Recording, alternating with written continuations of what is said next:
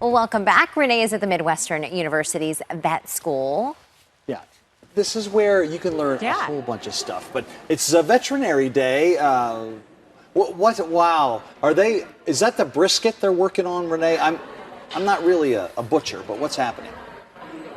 So we're in the first stages, I believe, of labor here. So these students right now working to help Betsy along anyways. And we're talking to Kylie right here, who's kind of walking us through this process of what these high school students are experiencing today. Tell us a little bit about this specifically. So these are our palpation models.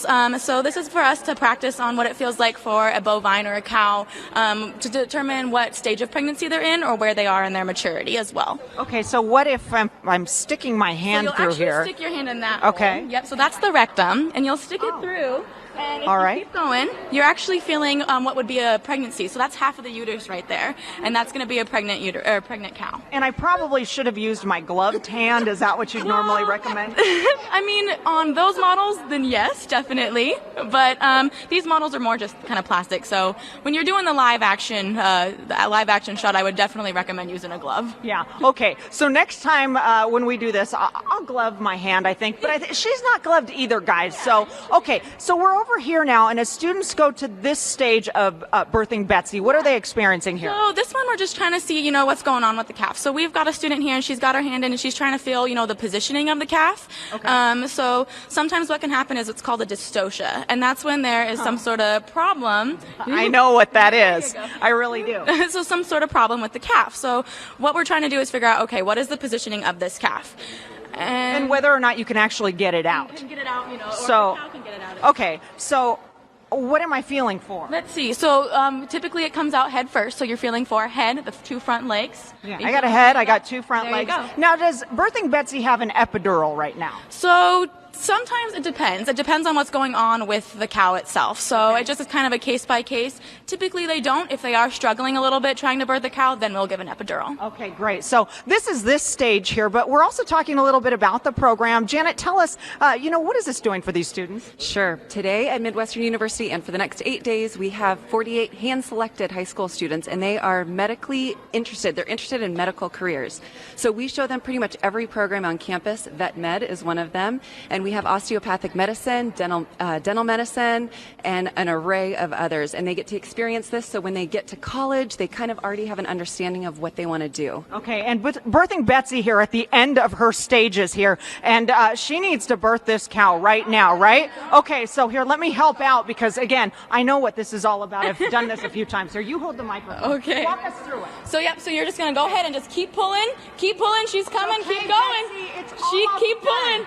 Push. Push, Betsy.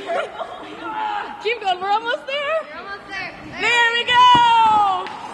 Woo. Now we count fingers and toes, right? I think, hooves. 4. I think we're good. 4 hooves. Betsy's doing okay. So does anyone catch it, be right Renee? back, guys. Or does it Renee, just plop on the ground? Is that normal? Isn't there a catcher? We're gonna get her back. She's okay. Dude, She don't does be fooled. not. Yeah. She's resting.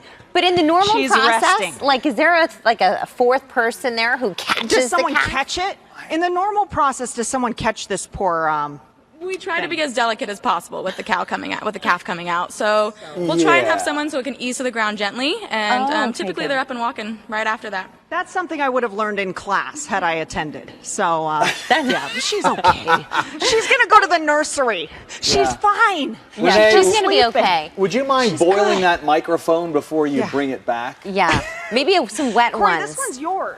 I know it It is. says Corey on the bottom. Yeah, thank you. Thanks I for won't put it nothing. anywhere weird. Great job out there, Wow, Renee. what a great That's start to the really morning. cool. Well, Renee is at Midwestern University's vet school where students are learning how to deliver calves. But I think she's moved on, right? Yeah, this has been one of the best mornings we've seen on the air in a while. Oh, they've got a herpetological program. Ooh. Yes. So this is the exotics and the companion pets. So we've got a python right here, and we are talking to Michael this morning about what kind of students are experiencing in this part of the program.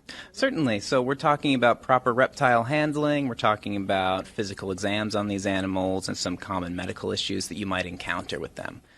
So we've got right here a python, and then right over here, Michael, what's this one? That's an albino corn snake, a very common pet reptile.